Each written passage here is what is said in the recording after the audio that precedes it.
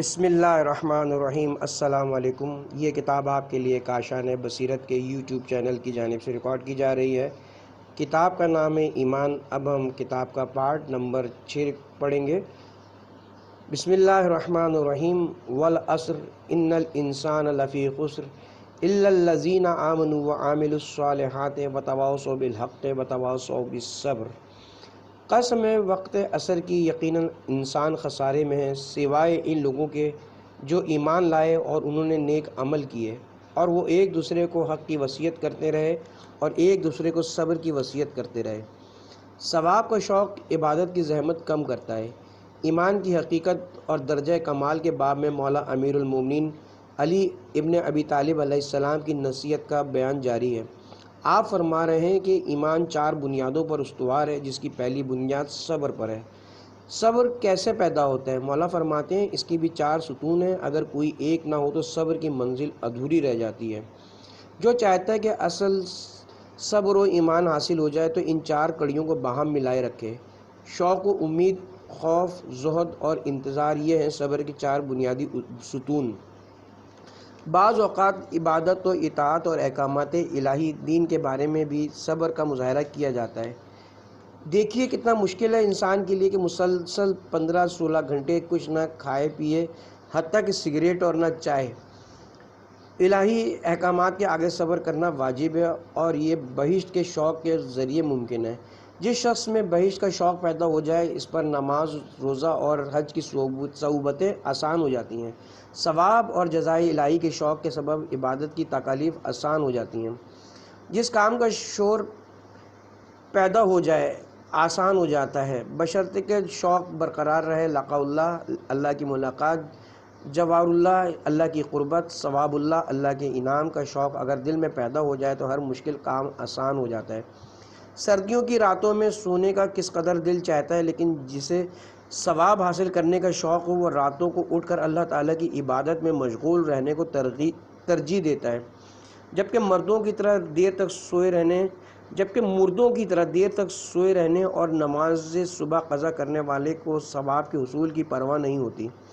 اگر شوق میں شدت ہو تو دوسرے لوگ تو خواب لطیف کے مزے لے رہے ہوں گے اور یہ سحر خیزی اور العفو کا ورد کر رہا ہوگا۔ اس شوق کے نتیجے میں آدمی کو قصد رجا امید رکھنی چاہیے۔ بے ذوق و شوق مومن کوئی قدر و منزلت نہیں رکھتا۔ ایسے شخص کا ایمان اسے کوئی فائدہ نہ پہنچا سکے گا، کیونکہ اس کی مثال سر کے بغیر دھڑ کی سی ہے جو بیکار ہے۔ رجا امید مقتضائے صبر، اور صبر از لوازم ایمان ہے۔ عذاب کا خوف گناہ سے بچاتا ہے۔ صبر کی دوسری بنیاد الاشفاق، خوف ہے۔ مومن کو خوف زدہ رہنا چاہیے تاکہ گناہ نہ کرے اور صبر کا دامن تھامے رہے۔ اگر خدا سے نہیں ڈرے گا تو اس حیوان سرکش نفس پر کیوں کر کنٹرول رکھ سکے گا؟ اور اگر گناہ میں مبتلا ہونے کا اندیشہ ہو تو خدا کے عذاب کے خوف کے علاوہ اور کوئی طاقت اسے روکنے والی نہیں ہے۔ کنوارا بالغ لڑکا اور مقام خلوت جہاں کوئی چیز مانے نہ ہو، اگر خدا کا خوف نہ رکھتا ہو اور اسے حاضر و ناظر نہ جانتا ہو تو گناہ کا ارتکاب کر ڈالے گا۔ امانت دار جس کے پاس لوگ بغیر لکھے پڑھے بھی رقم رکھوا دیتے ہیں، اگر اسے رقم کی ضرورت پیش آ جائے اور وہ خرچ کرنے کا ارادہ کر لے تو آخر کون چیز اسے خیانت سے بچا سکے گی؟ صرف اور صرف خوف خدا اسے بددیانتی سے روک سکے گا۔ ہر گناہ کا یہی حال ہے۔ پس خوف جس قدر زیادہ ہوگا انسان اتنا ہی گناہوں سے محفوظ رہے گا۔ جو شخص عذاب الہی سے خائف ہوگا وہ گناہوں سے بچا رہے گا۔ ڈر ہو اور گناہ کرے یہ ناممکن ہے۔ یہ غفلت ہے جو گناہ کی ہمت پیدا کرتی ہے۔ بہتر ہے کہ حقائق کو اس واقعے کے ذریعے واضح کر دیا جائے۔ بت پرست قصاب۔ مورخین لکھتے ہیں کہ ایک شخص ہندوستان کے سفر پر گیا۔ اس نے یہ واقعہ بیان کرتے ہوئے کہا، جب میں ایک روز بازار میں گھومتا ہوا ایک قصائی کی دکان پر پہنچا تو دیکھا کہ وہ اوپر کی جانب دیکھتا جاتا اور گوشت تولتا جاتا۔ میں نے غور کیا تو معلوم ہوا کہ قصائی نے ایک بت دیوار پر نصب کیا ہوا ہے اور اسے دیکھ کر گوشت تولتا ہے۔ میں نے اس کی علت دریافت کی تو اس نے پہلے تو بتانے سے گریز کیا، لیکن اصرار کرنے پہ کہا کہ میں بت پرست ہوں اور گوشت تولتے ہوئے اپنے خدا کی طرف دیکھتا ہوں تاکہ اس کا خوف میرے دل میں رہے اور میں ایمانداری سے کام کرتا رہوں اور خیانت سے بچا رہوں۔ تعجب کا مقام ہے، حیف ہے اس مسلمان پر جو خدا کو حاضر و ناظر جانتے ہوئے بھی بڑی دیدہ دلیری سے گناہ کرتا ہے، پس معلوم ہوا کہ عقیدے میں گڑبڑ ہے۔ اگر انسان خدا سے غافل ہو جائے تو یقیناً ہر گناہ میں آلودہ ہوگا، مگر یہ کہ خوف خدا دل میں پیدا ہو اور غفلت کم ہو جائے۔ خدا سے نہ ڈرنے والا شخص مومن نہیں، یہ کسی بھی گناہ سے اجتناب نہیں کرے گا، اس لیے کہ خدا کے عذاب سے اسے کوئی ڈر خوف نہیں، وہ اپنے اوپر کوئی ذمہ داری محسوس نہیں کرتا۔ مولا علی علیہ السلام فرماتے ہیں کہ صبر کی ایک بنیاد خوف ہے، اگر خوف ہوگا تو صبر کا مظاہرہ کیا جائے گا۔ جتنے بھی گناہ ہو رہے ہیں بے صبری کا نتیجہ ہیں۔ ہم کیوں صبر نہیں کرتے؟ اس لیے کہ ہمیں کسی کا خوف نہیں ہے، ورنہ کیا مجال ہے کہ کوئی گناہ کر لے۔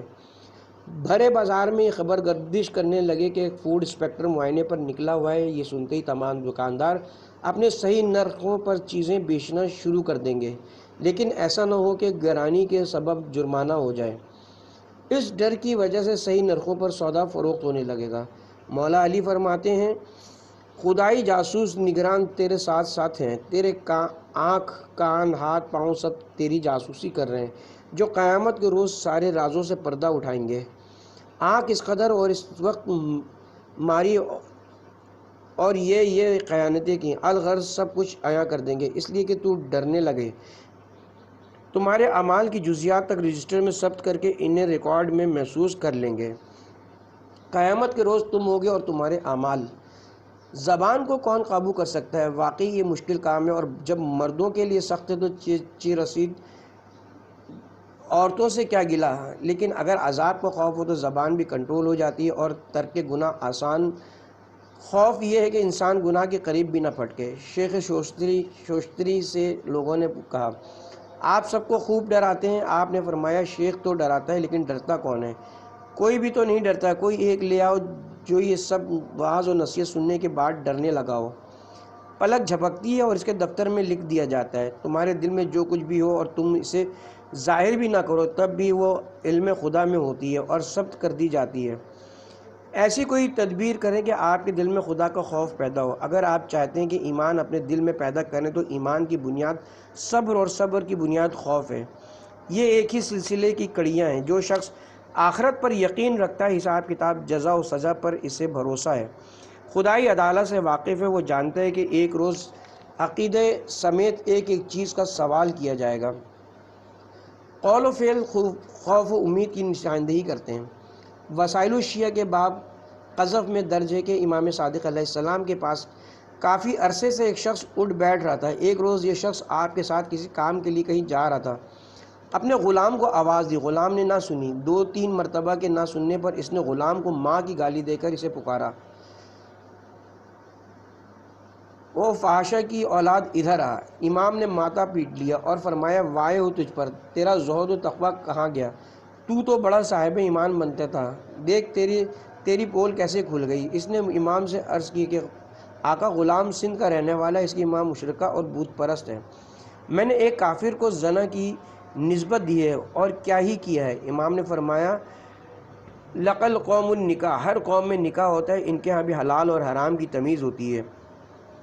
یہ کافر عورت اس پر اعتراض کر سکتی کہ تجھے کیسے معلوم کہ میں زانیہ ہوں؟ امام نے فرمایا میرے اور تیرے مابین فاصلہ ہو گیا۔ جعفر بن محمد کو ایسے شیعہ کی ضرورت نہیں، آپ نے زندگی بھر اس سے بات نہ کی۔ اس کے دل میں پہلے ہی سے ایمان نہ تھا، خوف خدا نہ تھا، پردہ پڑا ہوا تھا۔ عقل پر اور زبان کھلتے ہی اس کے ایمان کی پول کھل گئی۔ اگر کوئی شخص کسی محفل میں شک کر جائے کہ کوئی جاسوس اس کی گفتگو ٹیپ کر رہا ہے تو وہ اپنی زبان کو کس قدر کنٹرول میں رکھتا ہے۔ اے مسلمانوں، تم تو یہ کہتے ہو کہ ہم قرآن کو مانتے ہیں۔ قرآن میں ارشاد باری تعالیٰ کہ تم جو کچھ کرتے ہو ہم اس کا نسخہ نمونہ اٹھا لیتے ہیں۔ ہر فرد کے اعمالوں کے نسخے محفوظ کر لیے جاتے ہیں۔ یہ عالم ملکوتی کی مشینری ہے، مادی دنیا کی نہیں۔ یہ کوئی معمولی بات نہیں ہے۔ پس پردہ ایک ایک چیز ریکارڈ ہوتی ہے۔ جسے یہ بات سمجھ میں آ جائے وہ ہمیشہ اپنی زبان کو لگام دیے رہے گا۔ خوف خدا نہ رکھنے والا مومن نہیں۔ بزرگان دین کی ہمیشہ یہ کوشش رہتی تھی کہ ان میں خوف کی قوت کم نہ ہونے پائے۔ کیا خاتم الانبیاء حضرت محمد مصطفیٰ صلی اللہ علیہ وسلم سے بالا تر کوئی ہستی ہو سکتی ہے؟ آپ نے ایک روز ابن مسعود سے فرمایا مجھے قرآن کی کچھ آیات پڑھ کر سناؤ۔ آپ نے یہ آیت پڑھی، تیرے پروردگار کی قسم ہم پیغمبروں سے پوچھتے ہیں اور امت سے بھی پوچھتے ہیں۔ یہ آیت سن کر آپ کی آنکھوں میں آنسو آ گئے۔ امت سے کہتا ہوں پوچھا جائے گا کہ جو رسول نے بتایا اس پر عمل کیا؟ اگر جواب دیے کہ ہمیں علم نہ تھا تو کہیں گے تم پوچھنے کے لیے پیغمبر کے پاس کیوں نہ گئے؟ پیغمبروں سے بھی سوال کیا جائے گا کہ آیت تم نے پہنچایا؟ مولا علی علیہ السلام ایک بیوہ عورت کے تنور کے قریب کھڑے تھے۔ آپ نے اپنا چہرہ تنور کے قریب لا کر فرمایا، علی آگ کا مزہ چکھ لے، تو جہنم کی آگ برداشت کرنے کی تاب نہیں لا سکتا۔ ہمیں ایسی تدبیر کرنی چاہیے جس سے خوف پیدا ہو۔ خوف کے بھی مراتب ہیں، اس کا اعلیٰ ترین مرتبہ مولا علی علیہ السلام کی ذات میں موجود تھا۔ تم نے علی ابن ابی طالب علیہ السلام کے اس عشق الہی کے بارے میں نہیں سنا؟ خوف خدا سے آپ کی حالت کس قدر درگوں ہو جاتی تھی، آپ خشک لکڑی کی طرح ہو جاتے تھے۔ میں اور آپ کم از کم رمضان کی سحر میں اس کا مظاہرہ کریں اور بارگاہ الہی میں گڑ گڑا کر نامہ و فریاد کریں۔ کیا دوزخ کی سختیوں سے ڈر نہیں لگتا؟ امام زین العابدین علیہ السلام کو دیکھیے کس طرح بارگاہ الہی میں گریہ کرتے ہیں۔ اصل میں انہیں آئندہ کے حالات کی پیشگی اطلاع ہے۔ ہمیں جس چیز کا علم بعد میں ہوگا انہیں پہلے اس کی خبر ہے۔ وہ علی ہے جو گریہ کرتے ہیں۔ آپ توشہ آخرت کی کمی، سفر کی درازی اور راہ کی طوالت پر رو رہے ہیں۔ اگر اللہ تبارک و تعالیٰ خوف کی نعمت سے نواز دے اور آپ کے قلب میں حقیقی خوف شعلہ ور ہو جائے تو ہر دعا مستجاب ہوگی۔ خوف، امید، رجا باہم پیدا ہو جائے تو کیا ہی اچھا ہے۔ اگر خوف بے رجا ہو گیا تو مایوسی حرام ہے۔ جب گناہ میں مبتلا ہو جاتا ہوں تو تیرے کرم کی آس لگاتا ہوں اور تجھ سے بخشش کی طلب رکھتا ہوں۔ خوف خدا چور کو عابد سے برتر کر دیتا ہے۔ امام چہارم زین العابدین علیہ السلام کے حوالے سے اصول کافی میں یہ واقعہ درج ہے جس کا خلاصہ پیش کیا جاتا ہے۔ قدیم زمانے میں ایک تاجر اپنے اہل و عیال کے ہمراہ بحری سفر پر کچھ تجارتی مال لے کر کشتی میں سوار ہوا۔ بدقسمتی سے سمندر میں طغیانی آ گئی اور اس کی کشتی بیچ سمندر میں ٹوٹ گئی۔ تمام سوار ماں اسباب کے ڈوب گئے اور اس کی زوجہ ایک تختے کے سہارے جان بچانے میں کامیاب ہو گئی۔ سمندری لہروں نے اسے خشکی پر لا پھینکا۔ یہ ایک ویران جزیرہ تھا۔ بدنصیب عورت اس ویران جزیرے میں جنگلی پھلوں کے ذریعے گزر اوقات کرتی اور برہنہ اس ویران مقام پر سرگرداں گھومتی پھرتی۔ ایک روز اتفاق سے ایک ڈاکو کا گزر ہوا۔ اس علاقے سے اس نے عورت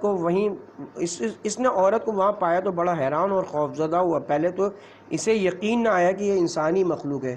وہ اسے بھوت پریت سمجھ کر پیچھے ہٹنے لگا، لیکن ہمت کر کے اس نے روداد و غم بیان کی اور اسے تمام صورتحال سے آگاہ کر دیا۔ ڈاکو اس ویران جگہ پر برہنہ عورت کو پا کر شیطانی حربے میں مبتلا ہو گیا اور اس کا دل اس عورت پر آ گیا اور اس بدبخت نے زبردستی اس کے ساتھ بدفعلی کر دی۔ عورت خوف خدا کے مارے تھر تھر کانپنے لگی تو ڈاکو نے اس سے سوال کیا، کیا بات ہے، کیوں اس قدر خوف زدہ ہو؟ عورت نے کہا، میں اللہ تعالیٰ کو کیا منہ دکھاؤں گی، تم نے مجھے کس گناہ میں مبتلا کر دیا۔ ڈاکو کو اس کی اس بات نے بڑا متاثر کیا اور وہ اپنی حرکت پر شرمندہ ہو گیا۔ ڈاکو نے کہا، شرمندہ تو اللہ کی بارگاہ میں مجھے ہونا چاہیے کیونکہ میں نے غلطی کی ہے، میں نے زبردستی یہ کام کیا، تم تو راضی نہ تھیں۔ جس طرح تم اللہ کے خوف سے لرز رہی تھی مجھے کانپنا چاہیے تھا۔ آخر کار وہ عورت کو چھوڑ کر آگے آبادی کی جانب روانہ ہو گیا۔ راستے میں اسے ایک عابد شخص ملا جو خود بھی آبادی کی طرف جا رہا تھا۔ دونوں ساتھ ہو لیے۔ گرمیوں کا موسم تھا اور دوپہر کا وقت، شدید دھوپ پڑ رہی تھی۔ عابد مستجاب الدعا تھا، نے ڈاکو سے کہا، دھوپ کی شدت برداشت سے باہر ہے، سارا جسم جھلس رہا ہے، کیوں نہ اللہ تعالیٰ کی بارگاہ میں مل کر دعا کریں کہ کوئی ابر رحمت ہم پر سایہ فگن کر دے۔ یہ سن کر ڈاکو نے ندامت کے مارے سر جھکا لیا اور عابد سے کہا، بھائی میں بڑا گناہ گار اور روسیہ ہوں، اللہ میری کیا سنے گا؟ عابد نے کہا، بھائی دونوں مل کر دعا کرتے ہیں۔ جواب دیا، نہیں میں بڑا بے آبرو ہوں، اچھا ایسا کرو میں دعا کرتا ہوں، تم صرف آمین کہہ دینا۔ عابد نے ڈاکو سے کہا۔ ڈاکو کے دل میں یہ بات آ گئی، اسے امید کی کرن روشن دکھائی دی اور وہ راضی ہو گیا۔ عابد نے دعا کی اور اس نے بڑی ندامت کے ساتھ آمین کہا۔ خدا نے دعا قبول کر لی اور ابر رحمت ان کے سنوں پر سایہ فگن ہو گیا۔ دونوں اللہ کی رحمت کے سائے میں راہ چلتے رہے۔ ایک موڑ ایسا آیا کہ ڈاکو اور عابد کی راہیں وہاں سے جدا ہوئی تھیں، لہٰذا دونوں ایک دوسرے سے جدا ہو گئے۔ اب ابر رحمت ڈاکو کے ساتھ ساتھ چلنے لگا اور عابد بیچارہ ایسے ہی رہ گیا۔ عابد بڑا سٹ پٹایا۔ ڈاکو سے کہا مگر تم نے تو یہی کہا تھا کہ میں گناہ گار ہوں۔ ڈاکو نے کہا اس میں کوئی شک نہیں، میں واقعی بڑا عاصی بندہ ہوں، میں نے خدا کی ایک روز بھی عبادت نہیں کی، لیکن یہ ابر رحمت تو اس بات کی عکاسی کر رہا ہے کہ سایہ تیرے لیے اور تیری برکت کے باعث رونما ہوا ہے۔ ڈاکو نے اپنی رودات جو اس کے ساتھ جنگل میں پیش آئی تھی عابد کو سنائی۔ معلوم ہو کہ گناہ کے بعد توبہ اور ندامت کی وجہ سے اللہ تعالیٰ نے اس پر اپنا لطف سے خاص کیا اور نظر رحمت فرمائی۔ اگر آپ میں حقیقی خوف خدا پیدا ہو جائے تو یقین کریں کہ آپ کی دعا بھی فوراً قبول ہو جائے گی۔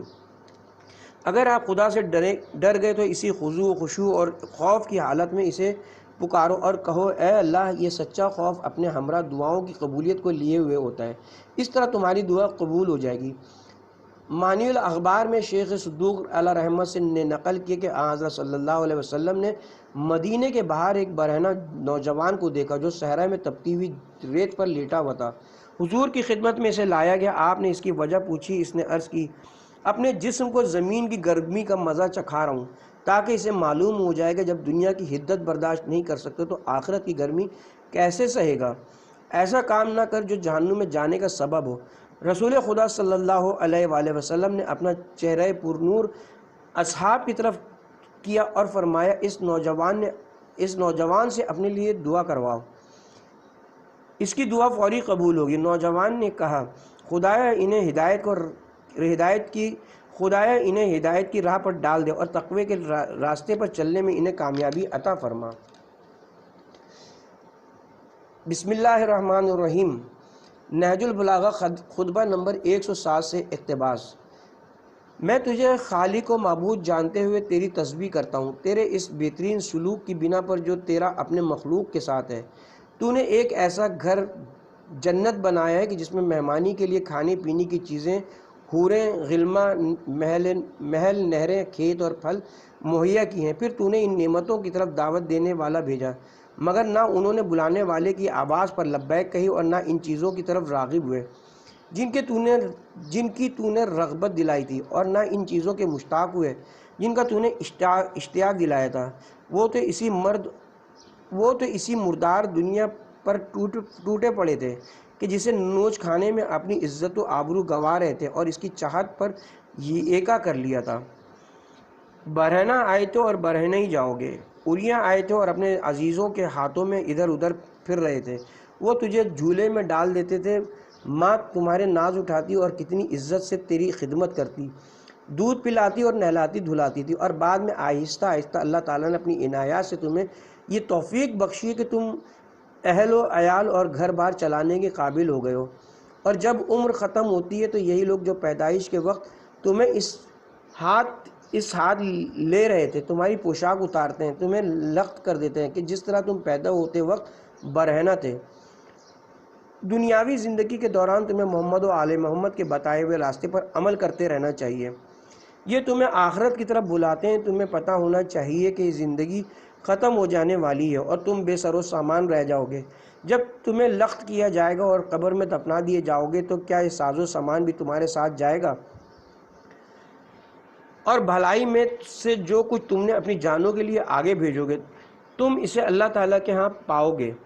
اس خام خیالی میں مت رہو کہ برزخ میں تمہارے لیے کوئی مخصوص نشست رکھی ہوگی۔ وہاں تو ہر شخص کا مقام و منزل کی وہی حد ہے جو اس نے اپنے ہاتھوں قائم کی ہے۔ ہاں تو یہ بتائیے کہ آپ نے کتنے گز کا مکان تیار کر لیا ہے، یا ایسا مکان جس کی کوئی حد نہیں۔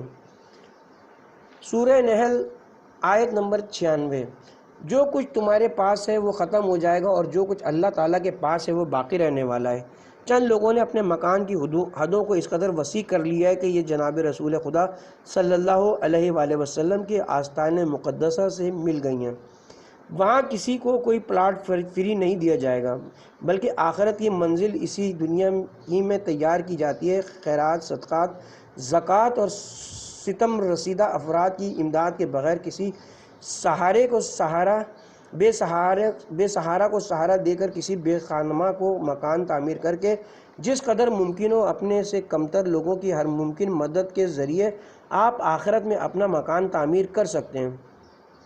ایسے کام کرو جو آخرت میں تمہارے لیے کارگر ثابت ہوں اور تم وہاں بے گھر نہ رہو۔ تقریر کے آغاز میں مولا علی علیہ السلام کے خطبہ مبارک کا اقتباس پیش کیا گیا، جس میں آپ نے فرمایا کہ عالم غیب میں تو نے ایسے مہمان خانے تعمیر کیے ہیں جو واقعی تیری عظمت و بزرگی کی عکاسی کر رہے ہیں، اور ان کا نام بہشت رکھا ہے۔ اس میں کھانے پینے، اڑنے کے سامان، نہریں اور ایسی لذتیں اور خوشیاں جو بیان سے باہر ہیں، جس کی تعریف زبان سے نہیں کی جا سکتی، انسان کے لیے تیار کی گئی ہیں۔ اللہ کی طرف بلانے والے نبی خاتم الانبیاء حضرت محمد مصطفیٰ صلی اللہ علیہ وآلہ وسلم کو خلق خدا کی رہنمائی کے لیے بھیجا تاکہ عالم انسانیت کو بہشت بری کی دعوت دیں۔ سورہ بقرہ آیت نمبر 25۔ اور خوشخبری دو ان لوگوں کو جو ایمان لائے اور انہوں نے نیک عمل کیے، ان کے لیے ایسی جنتیں ہیں۔ بہشت جانے میں دلچسپی لو اور اس کی طلب کرو، اپنے دل کو اس دنیا سے پھیر کر آخرت کی جانب اس کا رخ کر دو، کیونکہ یہ عارضی ہے اور وہ دائمی۔ ایسی چیز سے لگاؤ رکھ جسے موت اور زوال نہیں، اور نہ کوئی غم و اندو ہے، وہاں عزت ہے، ذلت کا کوئی کام نہیں۔ ایسی حکومت ہے جو لازوال ہے، خیر نعمتیں ایسی ہیں کہ ان میں اضافہ ہی اضافہ ہے۔ ایسی عظیم دعوت کو قبول کرنے کے لیے بڑے حوصلے کی ضرورت ہے۔ معمولی بات نہیں کہ دنیا کی ان رنگینیوں سے آسانی کے ساتھ جان چھوٹ جائے اور انسان مافوق الطبیعت آخرت کی جانب مائل ہو جائے۔ اکثر لوگ غیب پر ایمان نہیں لاتے کیونکہ ان کی فکر سطحی سوچ چھوٹی ہوتی ہے۔ وہ اپنی تمام تر امیدیں محسوسات پر لگائے ہوئے ہوتے ہیں۔ حیوانی خواہشات کو ترک کرنا آسان کام نہیں، اور یہ ماورائے طبیعت فکری ارتقاء چاہتا ہے۔ ہر شخص خدا کے ساتھ معاملہ نہیں کر سکتا۔ اے صاحبان ایمان، تمہیں خدائی معاملہ مبارک ہو کہ تمہیں خدا نے اس قابل سمجھا اور یہ سعادت بخشی۔ تمہیں اللہ تعالیٰ نے اعلیٰ مرتبہ دے دیا ہے، تم باعظمت ہو گئے ہو، اس لیے کہ تمہارا سلسلہ اس عظیم ذات سے جڑ گیا ہے۔ جس شخص میں ایمان کی قوت پیدا ہو گئی، بہشت کی آرزو نے جس کے سینے میں جنم لے لیا، اس کی عاقبت سنور گئی۔ اکثر افراد بہشت پر ایمان نہیں رکھتے۔ جس شخص کی نظر میں حیات بعد از موت کی اہمیت صحیح طور سے اجاگر ہو گئی ہو تو وہ مومن ہے۔ جو لوگ شب و روز دنیا کے جھمیلوں کا شکار رہتے ہیں، سمجھ لیں کہ ایمان ان سے کوسوں دور ہے۔ جس شخص نے ایمانی دوست آخرت میں نہیں بنایا، وہ اجنبی کی طرح ہے، اور جو شخص ایمان کا نور لے کر اس دنیا سے رخصت ہوا، ملائکہ سب سے پہلے اس کا استقبال کریں گے اور اسے بہشت کی خوشخبری دیں گے۔ مومن کو خوشخبریاں دی جائیں گی۔ عقل مندوں کو دنیا کے فنا ہو جانے کی طرف متوجہ رہنا چاہیے تاکہ آخرت کے طالب ہوں۔ سورہ فصلت آیت نمبر 30۔ ان پر فرشتے نازل ہوں گے اور کہیں گے کہ تم خوف نہ کرو اور غم نہ کھاؤ، اور تمہیں اس جنت کی خوشخبری ہو جس کا تم سے وعدہ کیا جاتا ہے۔ آخر پیٹ تو کسی نہ کسی چیز سے بھر ہی جاتا ہے، یہ چاہے خالی روٹی سے بھرے یا کسی عمدہ غذا سے، کوئی فرق نہیں پڑتا۔ خدا کی پناہ، موت کے بعد آخرت میں کیا ہوگا؟ خدا کرے وہ زندگی سنور جائے، یہاں کی اتنی فکر نہیں۔ میرے کہنے کا مقصد یہ ہرگز نہیں کہ دنیا سے بالکل لا تعلق ہو جاؤ، بلکہ اس میں ہی مگن نہ ہو جاؤ۔ اگر تمہاری زندگی میں کوئی مشکل موڑ آ جائے تو اس پر ناک منہ مت بناؤ۔ میں نے کہا کہ اگر دنیا میں زہد، بے رغبتی پیدا ہو جائے تو انسان مشکلات میں گھرنے پر پریشان نہیں ہوتا۔ اگر آپ کو اس بات کا مکمل یقین ہے کہ قیامت کے روز آپ کو محمد صلی اللہ علیہ وآلہ وسلم اور آل محمد علیہ السلام کے ہاں حاضری دینی ہے، تو آپ اس سے نہ ڈریں گے کہ برہنہ وارد محشر ہوں گے۔ اگر آخرت پر ایمان ہے تو اپنی اصلاح کا بھی خیال ہوگا۔ یہ حقیقی زندگی موت کے بعد ملے گی، یہ حیوانی زندگی چند روزہ ہے۔ ایمان آخرت پر ہونا چاہیے۔ اگر آپ کے گھر میں کسی بنیادی چیز کی کمی ہو تو آپ کو کسی قدر پریشانی رہتی ہے۔ کیا آپ آخرت میں اپنا گھر مکمل چیزوں سے آراستہ کرنا نہیں چاہتے؟ اگر چاہتے ہیں تو یہ اس قدر بے عملی آخر کیوں؟ ذرا سا مادی نقصان ہو جائے تو اس قدر پریشان ہو، اور اگر دین کو خطرہ لاحق ہو جائے تو کوئی پرواہ نہیں۔ کوئی آپ کی غیبت، چغلخوری کر لے تو بڑا ملال ہوتا ہے، اور آپ کسی کی پیٹھ پیچھے برائی کر رہے ہوں تو یہ جائز ہے، اس میں کوئی حرج نہیں۔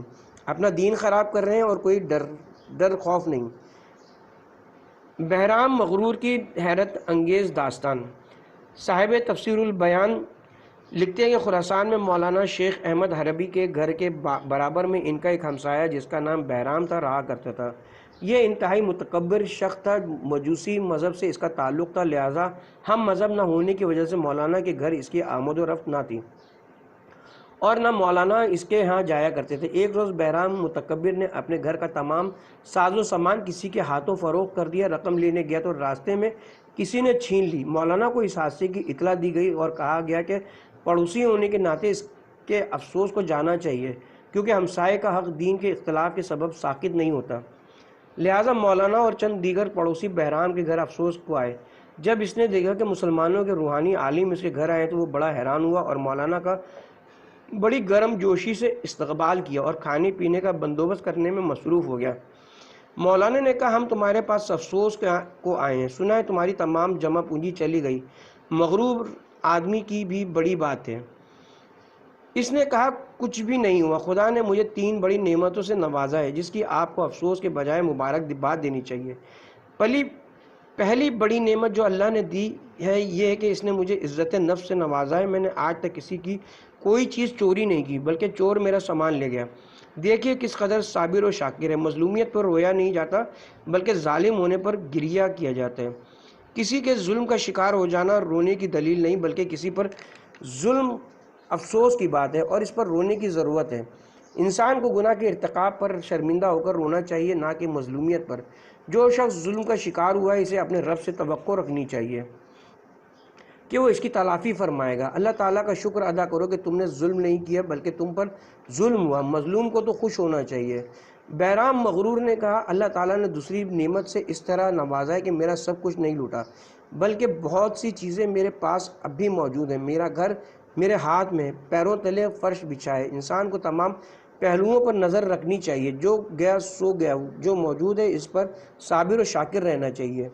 ایک غریب آدمی اپنی غربت پر تنگ تھا، ہر وقت پریشان رہتا۔ ایک رات اسے خواب میں ایک فرشتہ نے کہا، اگر تمہاری آنکھوں کی روشنی ختم ہونے لگے تو تم اس پر کتنا خرچ کرو گے؟ اس نے جواب دیا، بھائی میں 10,000 اشرفیہ بھی دینی پڑی تو اپنی آنکھ کے علاج میں خرچ کروں گا، اور اگر تمہارے کان قوت سماع سے محروم ہونے لگیں تو ان پر بھی 10,000 اشرفیہ خرچ کر ڈالوں گا اور اپنے کان بچاؤں گا۔ اسی طرح فرشتے نے اسے 10 اعضاء گنائے اور اس نے یہی جواب دیا۔ اس پر فرشتے نے کہا، خدا کا شکر ادا کر کے تو جسمانی طور پر بالکل صحیح و سالم ہے اور تو 1,00,000 اشرفیوں کی مالیت کا حامل ہے۔ تو اتنا مالدار ہے اور غربت کا رونا روتا ہے۔ فرض کر لے کہ تو نے انہیں 1,00,000 اشرفیوں کے عوض حاصل کر لیا بغیر کسی زحمت و پریشانی کے، لہٰذا تجھے حاضر چیزوں کا شکر ادا کرنا چاہیے اور کسی احساس کمتری میں مبتلا نہیں ہونا چاہیے۔ بہرام مغرور نے مولانا سے اللہ تعالیٰ کی تیسری نعمت کا ذکر کرتے ہوئے کہا، اس کا شکر ہے کہ مال پر زوال آیا اور دین اور جان دونوں سالم ہیں۔ مولانا نے بہرام سے کہا، یہ تمام باتیں جو تم کر رہے ہو در حقیقت اسلامی تعلیمات کا حصہ ہیں۔ تعجب ہے تم اس قدر فہم و فراست رکھتے ہوئے آتش پرستی کا شکار ہو۔ بہرام نے جواب دیا، کیا کروں، یہ میرا آباء و اجداد کا دین ہے اور میں بھی اسی پر قائم ہوں۔ اصل میں ہم آگ کی پرستش اس لیے کر رہے ہیں کہ اس میں نہ جل جائیں، اور یہ تو سب ہی جانتے ہیں کہ آگ عالم عناصر میں سب سے اہم عنصر ہے اور ہم سب اس کے محتاج ہیں۔ مولوی صاحب نے جواب دیا، آگ تو شعور نہیں رکھتی، کمزور ناتواں ہے، اس کو مٹھی بھر خاک اور چلو بھر پانی سے بجھایا جا سکتا ہے، یہ نادان و ناقدہ ہے۔ میں نے تو آج تک اس کی پرستش نہ کی، جبکہ تم نے ساری عمر اس کی پوجا میں گزار دی۔ تو ایسا کریں کہ دونوں اپنے اپنے ہاتھوں کو آگ پر رکھتے ہیں، دیکھتے ہیں کہ کس کا ہاتھ جلنے سے محفوظ رہتا ہے۔ بھائی آگ کو کیا سمجھ لیا ہے تم نے؟ الغرض مولوی صاحب نے اور کئی دوسرے دلائل دے کر بہرام کو قائل کر دیا۔ اس نشست کے نتیجے میں بہرام پر دین حق واضح ہو گیا۔ اس نے چند سوال جواب کے بعد اسلام قبول کر لیا اور مسلمان ہو گیا۔ اس کے بعد مولانا زار و قطار رونے لگے۔ وجہ دریافت کرنے پر انہوں نے کہا کہ وہ چند سال کے بعد نجات کی راہ ڈھونڈ نکالنے میں کامیاب ہو گیا، خدا اور اس کے رسول پر ایمان لے آیا، لیکن مجھ بد نصیب کو یہ علم نہیں کہ میں اپنے ہمراہ صحیح ایمان لے کر جا سکوں گا یا نہیں، یا ایسا نہ ہو جائے کہ ایمان خطرے میں پڑ جائے یا اس کے درجات میں کمی آ جائے۔